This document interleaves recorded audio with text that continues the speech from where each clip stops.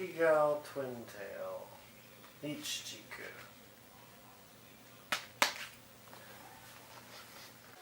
Not obliged to celebrate it. Obligated.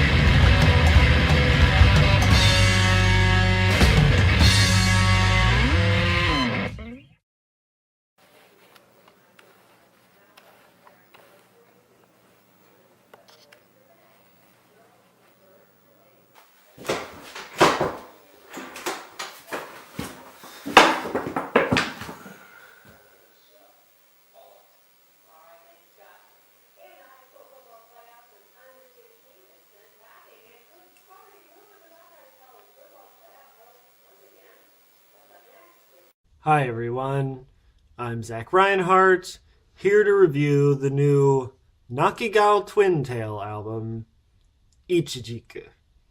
Nakigao Twintail is, as you might guess, from the album art, a all-female, four-piece band from Tokyo, Japan.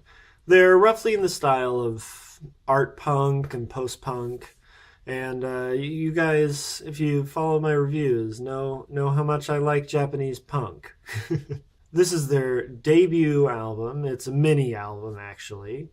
And I know I usually only do full albums, but this is my channel, and I'll do what I want. This thing is out on Call and Response Records. Just came out a little while ago. I bought it as soon as it came out because I had some acquaintances over in Japan with Call and Response Records who spoke very highly of this band's live performances. So when I heard that they were signing on to Call and Response for a release and they were recording a mini album, I was understandably, I think, pretty hype to finally hear what all the hubbub was about. A couple teaser tracks dropped for this thing that were both awesome, and I finally got the album in the mail a little while ago, like a week or two ago, and I've been listening to it, and it's pretty good. I like it a lot. It definitely lives up to my hopes and dreams, and while it's not perfect or anything, what I hear in abundance on this album is a lot of raw potential, just raw creativity, and a lot of potential. Potential that, given another year or two of refinement, I think could turn Nakigao Twintail into one of the best bands in Japan. But I'm getting ahead of myself a little bit. Jumping into the actual review, this album, its structure is similar to like a descent into hell or maybe slowly going insane. It starts off with a fairly soft track for this album, Kingyo, which has this kind of descending chromatic bass line that is reminiscent of like a Latin jazz guitar, but everything's a little distorted and kind of punky. The drums on this song are incredibly smooth and really well played, and the like beat that they're playing is like really cool. I'll try to describe it. The right hand that's playing on the ride cymbal switches from being on the downbeat at first to being on the upbeat, while the left hand kind of alternates between hitting one of the tom drums or the snare, kind of just whenever it can fit it in between motions of the right hand. They never kind of hit together until the end when it kind of they hit together to kind of reset and come back to the beginning. And that kind of on to off beat shifting sounds a little weird, but it's all held together by this kick drum that is just landing on the 1 and 3 of each measure like it was playing a really basic rock groove. And there's nothing special about the kick drum. It serves as a foundation for the kind of weird stuff that the hands are doing. And it comes out being like really smooth and really like compelling to listen to as well. It's not simple. There's a lot to kind of like process. You could almost just listen to the drum beat for a little bit and it would be pretty compelling. And in the like first half of the song, they do these like little breaks, like a measure of just resting silence. And just to throw you off, instead of having that measure be in 4/4 like the rest of the song, it's in 7/8. So it's just like half of a beat earlier than you're expecting it to come back in. And it's like in a world where pop music and so much rock and punk even is like so rhythmically bland. It's just like in 4/4 constantly. It's really kind of a joy to be thrown off for once. I really appreciate that they're kind of experimenting with the offbeats so much on this song. It makes it really, really compelling to listen to because you have to actually kind of think. You can't just bob your head to it. As the song progresses, we get a little bit more distortion, gets a little bit louder, it gets a little bit more punky and a little less jazzy, but it never really leaves that kind of relaxed, kind of mellowed out Latin jazz feel that it has. But their vocalist, Yamato Min, I think it is. I'm not too good with the kanji. Correct me if I'm wrong and you know her name.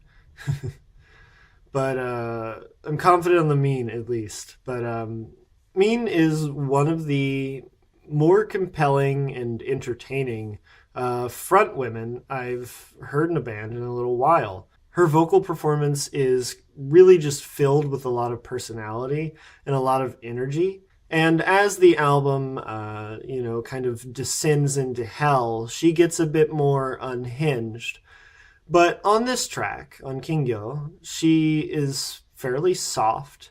She has a naturally pretty high-pitched voice, and I'm not sure if it's intentional or just a quality of her voice.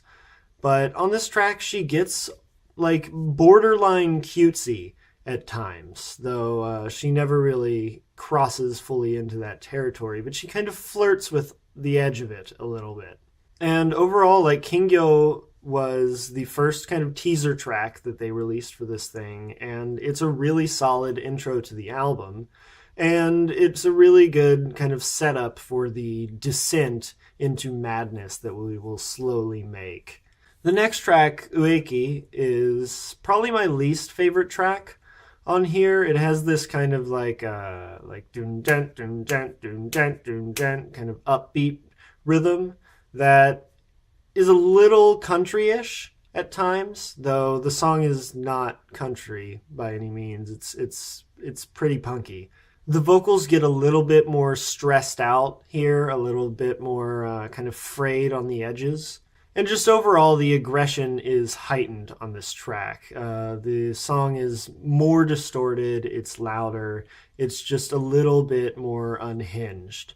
And while I appreciate that, it just doesn't have the same degree of like cool songwriting stuff that a lot of the other tracks on here do. Like, it doesn't have any of the kind of weird rhythmic stuff.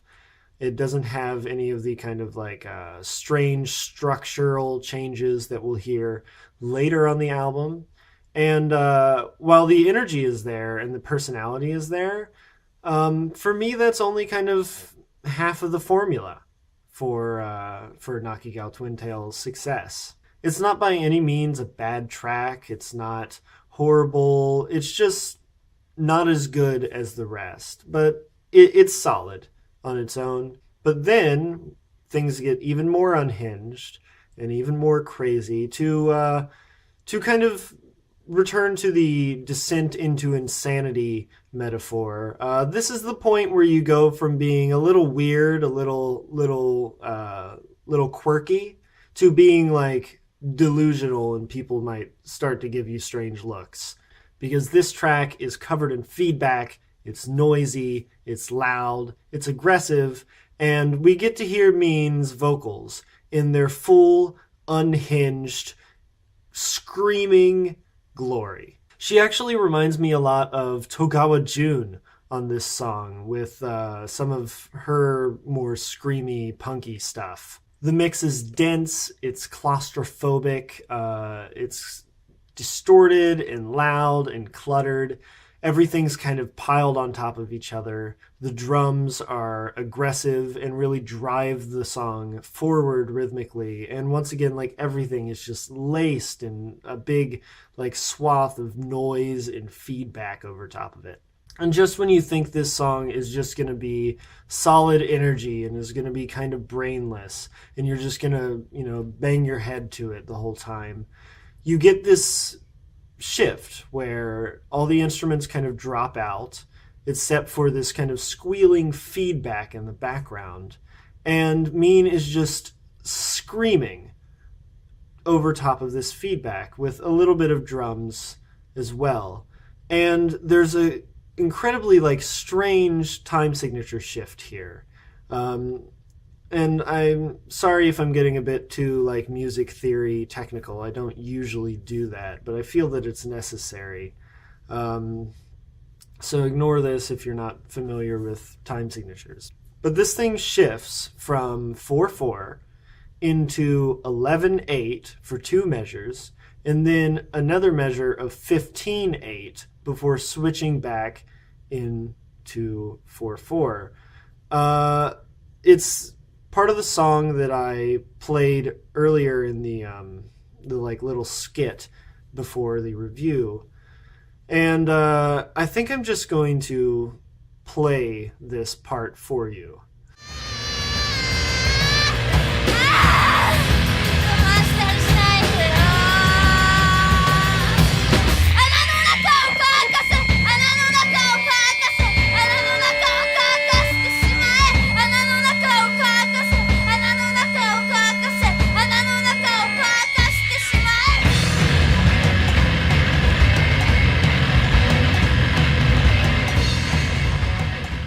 So yeah, once again, we get just some incredibly compelling, energy-driven punk music with a lot of really cool songwriting aspects and some cool like rhythmic experimentation.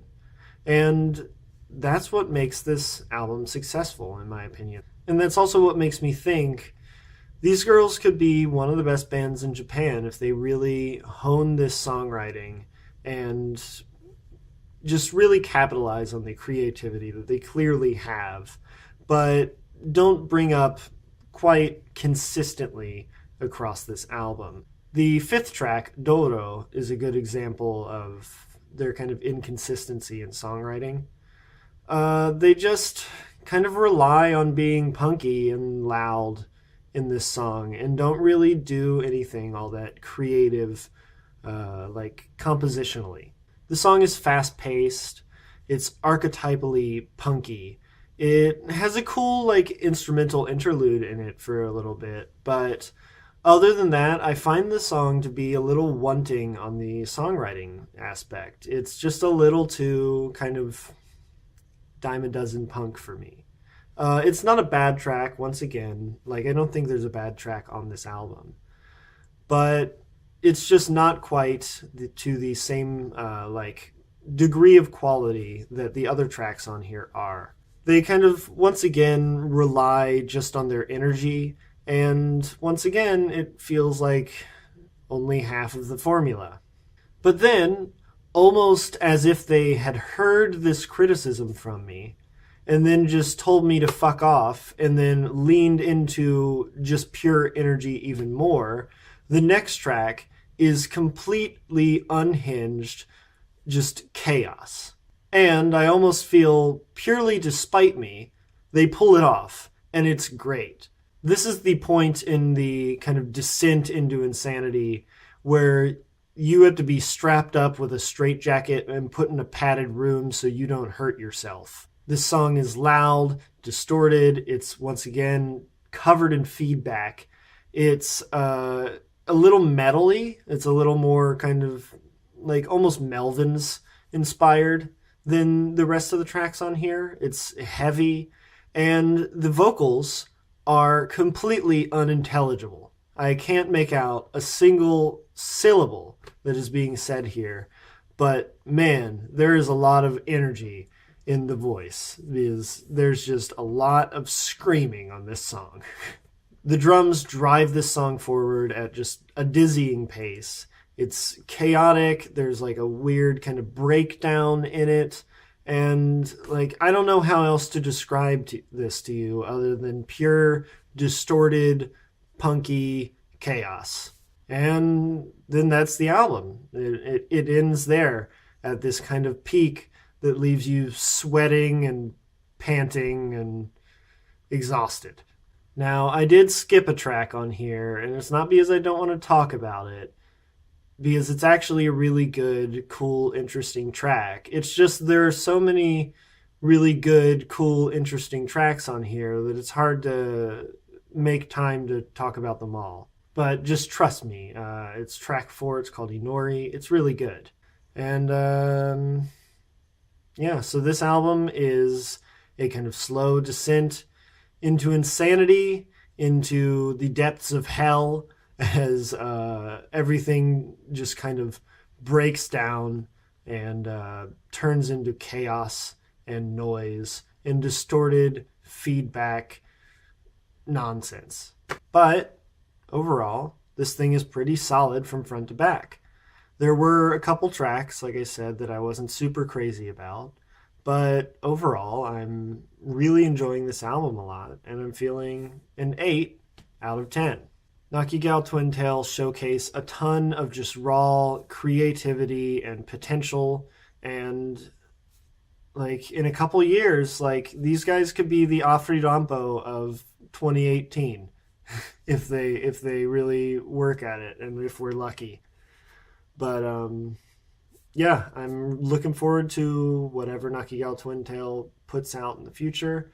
This was definitely a solid release, but it could be a little bit more refined on the songwriting part. There's definitely a lot of cool songwriting aspects, but I just kind of want more. I'm left a little salivating at the mouth and still hungry. But overall, really solid release out on Call and Response Records. You can buy it from their website. They ship international and all that shit. Don't worry. And tell them I sent you. But yeah, that's me. New Nakigao Twintail album. It's called Ichijiku, and it's pretty good. Oh, and before I go, I just wanted to say real quick, thank you so much for 100 subscribers. Means the world. I love doing these reviews, and I love watching the little subscriber count tick up over time. And I think we're at 107 right now. I should have said something like 2 reviews ago, but I forgot. There will be a little like 100 subscriber special coming. I'm gonna cover some like classic J-pop song. I think I've got the song figured out, but yeah, I'm gonna do a cover and edit like a nice video for it and put it up. Should be, I don't know, a couple weeks. Depends on how lazy I am. But just know that I appreciate it so much that you subscribe and that I get so many nice comments about these reviews, that people are enjoying watching my videos. And yeah, so I'll see you guys next week as far as I'm aware. Peace.